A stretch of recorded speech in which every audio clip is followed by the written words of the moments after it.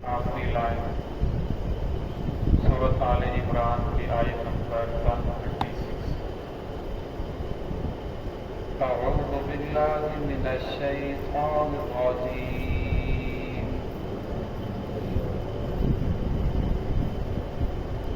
بسم اللہ الرحمن الرحیم۔ قد خلت من قبلكم سنن فسيروا في الأرض فانظروا كيف كان عاقبة المكذبين۔ هذا بيان للناس وهدى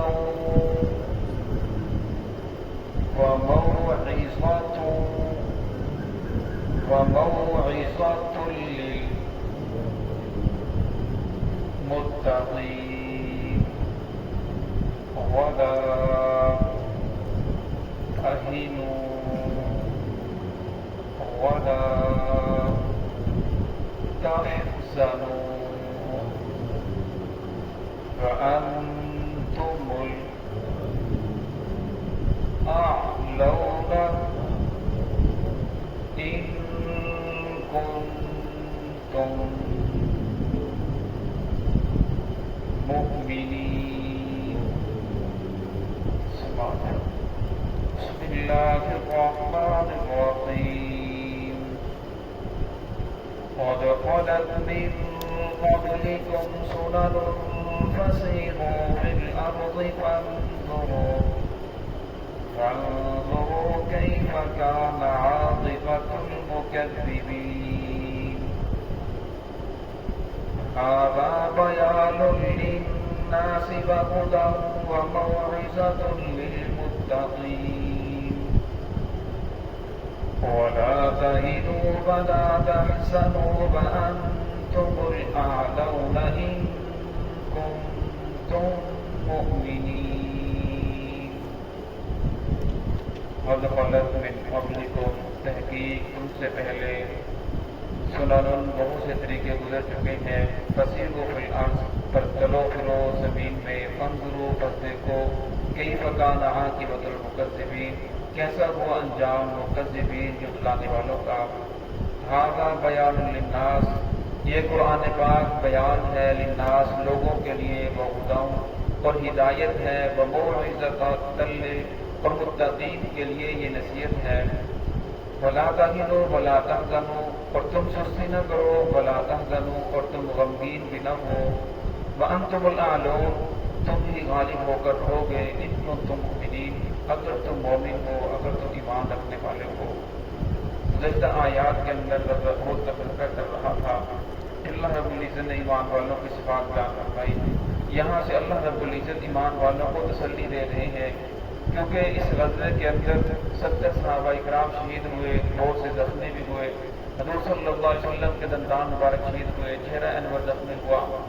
تو آپ صلی اللہ علیہ وسلم غمگین ہوئے، پریشانی بھی ہوئی، صحابہ کرام میں پریشانی ہوئی، تو اللہ رب نے فرمایا کہ آپ پریشان نہ ہو، تم سے پہلے ایسی قومیں گزری ہیں، ایسے انبیاء گزرے ہیں کہ ان کے اوپر بہت بڑے بڑے حالات آئے، حتیٰ کہ انبیاء یہ بول اٹھے کہ اللہ کی مدد کب آنے والی ہے، مدد کب آئے گی، تو فرمایا یہ تو کوئی بڑا آپ کے اوپر حادثہ نہیں آیا، تو لہذا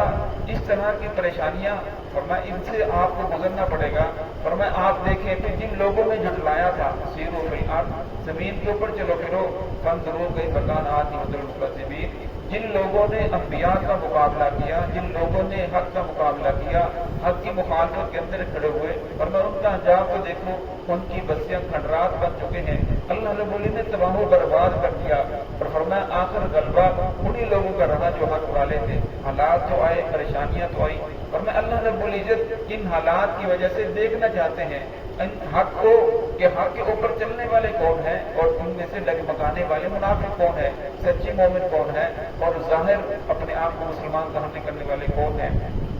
ہاں کا بیان للناس، آگے پھر اللہ رب فرمائے یہ قرآن پاک یہ بیان للناس لوگوں کے لیے ہدایت ہے۔ بیان کا معنی بیان یعنی ہدایت ہے لوگوں کے لیے، وموعظہ اور نصیحت ہے للمتقین پرہیزگاروں کے لیے۔ فرمایا قرآن پاک کو پڑھنا ثواب ہے، اسے دیکھنا ثواب ہے، اس کو سمجھنا ثواب ہے، اسے بیان کرنا ثواب ہے۔ قرآن پاک کا ایک ایک حرف کے اوپر آپ کو 10 اللہ رب نیکیاں عطا فرماتے ہیں۔ یہ ہے کہ انسان اگر بغیر وضو کے پڑھتا ہے، اگر انسان وضو کے ساتھ دیکھ کر پڑھے تو ایک حرف کے اوپر 25 نیکیاں ملتی ہیں۔ اگر انسان ایک حرف کو نماز کے اندر کوئی عذر نہیں، کوئی بیماری نہیں، بغیر بیماری پریشانی کے بیٹھ کر پڑھتا ہے تو ہر حرف کے اوپر 50 نیکیاں ملیں گی۔ اگر نماز کے اندر کھڑا ہو کر پڑھتا ہے تو اللہ رب العزت ہر حرف کے اوپر 100 نیکیاں عطا فرمائیں گے۔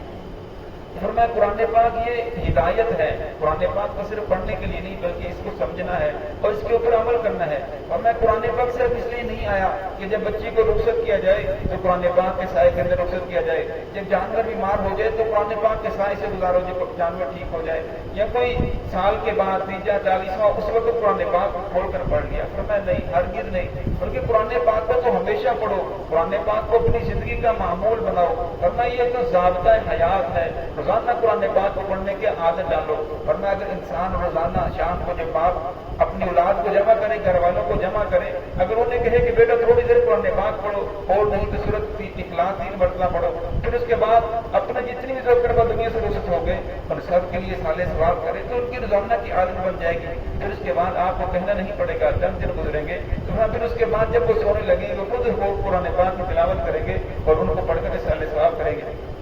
فرمایا ہمارے ماں باپ، ہمارے والدین کے صرف ہمارے احسان 40 دن کے لیے نہیں، سال کے لیے کہ سال کے بعد ہم ان کے لیے قرآن پاک کھولیں، بلکہ روزانہ قرآن پاک کھول کر ان کے لیے سال ثواب کیا جائے۔ ایک آدمی نے اپنی والدہ کو اپنی کمر پر اٹھا کر طواف کروایا، پھر فرمایا یا رسول اللہ کہ میں نے اپنی والدہ کا حق ادا کر دیا؟ اصل میں فرمایا نہیں، بلکہ تو نے اچھا کام کیا ہے، حق تو اس کا ادا تو کر ہی نہیں سکتا۔ اس لیے انسان کو عادت ڈالنی چاہیے کہ ساتھ ساتھ قرآن پاک کو سمجھے بھی کہ قرآن پاک کہنا کیا چاہتا ہے، اللہ رب العزت کا ہماری طرف پیغام کیا ہے، اللہ رب العزت کہنا کیا چاہتے ہیں۔ ورنہ جب انسان قرآن پاک کو سمجھنے کی کوشش کرے گا، روزانہ 1 آیت 2 آیات پڑھنا شروع کرے گا تو فرمایا پھر آج سے آہستہ زندگی کے اندر انقلاب آنا شروع ہو جائے گا۔ قرآن پاک کی اپنی تاثیر ہے، جب انسان ترجمے کے ساتھ پڑھتا ہے تو خود بخود زندگیاں بدلنی شروع ہو جاتی ہیں۔ اب بعض لوگوں کو اشکال ہوتا ہے،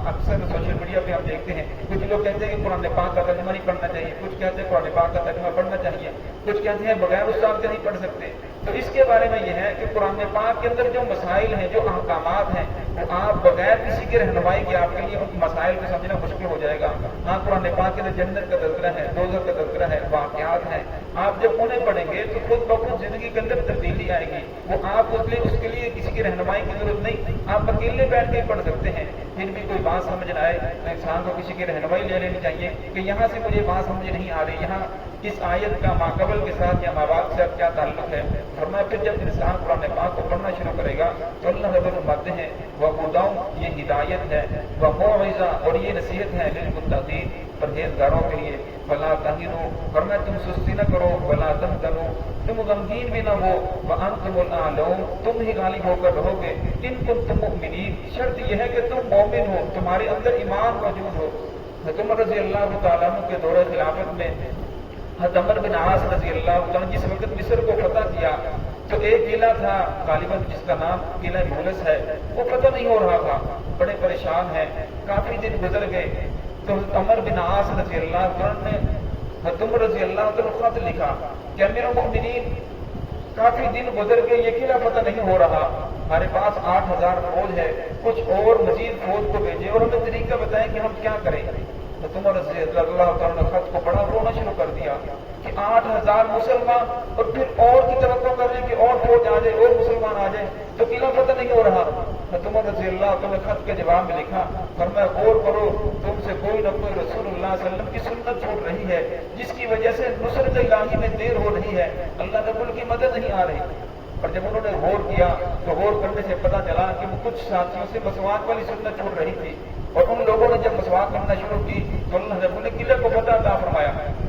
سمندر سے لگن فرمایا کہ میں مزید 4000 اور فوج بھیجتا ہوں، اور 4000 جو بھیجے تھے وہ صرف 4 آدمی تھے، عبداللہ بن سامت رضی اللہ تعالیٰ، زبیر بن عوام، حذیفہ بن خارجہ بن حذیفہ اور حذیفہ بن یمان، ان 4 آدمیوں کو بھیجا، فرمایا یہ 4000 کے برابر ہے، ان 4000 آدمیوں کو بھیج رہا ہوں، لیکن آپ اس کے اندر غور و فکر کرو، کوئی نہ کوئی سنت ضرور چھوڑ رہی ہے، اور فرمایا 12000 مسلمانوں کی وجہ سے مسلمان قلت کی وجہ سے شکست نہیں کھا سکتے، فرمایا اللہ رب العزت کی مدد جب شامل حال ہو، فرمایا 12000 یہ بہت بڑی تعداد ہے، اور جب ان لوگوں نے دیکھا صبح کے وقت ان لوگوں نے سب نے مسواک کرنا شروع کی تو وہ کافر یہ دیکھ کر ڈر گئے کہ مسلمان تو مسواک کرنے نہ جانے ہم یہ کھا جائیں گے، تو قلعہ فتح ہو گیا۔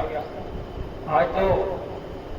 سنتیں تو کیا فرائض نہ بول رہی ہیں، واجبات لوگ چھوڑ رہی ہیں، کتنے لوگ ہیں جو واجبات ادا نہیں کر رہے، فرائض نہیں ادا کر رہے، فرمایا جب انسان اللہ رب العزت کے احکامات کو جوڑتا ہے، قرآن پاک کی آیت ہے وَمَنْ أَعْرَضَ عَنْ ذِكْرِي فَإِنَّ لَهُ مَعِيشَةً، فرمایا جب لوگ میرے ذکر سے اعراض کرتے ہیں پھر میں ان کی معیشت کو کم کر دیتا ہوں، ایک پریشانی سے نمٹ کے ہٹتے ہیں دوسری پریشانی، ایک حالات سے گزر کرتے ہیں دوسرے حالات، فرمایا پھر طرح طرح کے ان کے اوپر آفات آتی ہیں۔ دعا ہے کہ اللہ رب العزت ہم سب کو صحیح معنی کے اندر صراط مستقیم پہ چلنے کی توفیق عطا فرمائے۔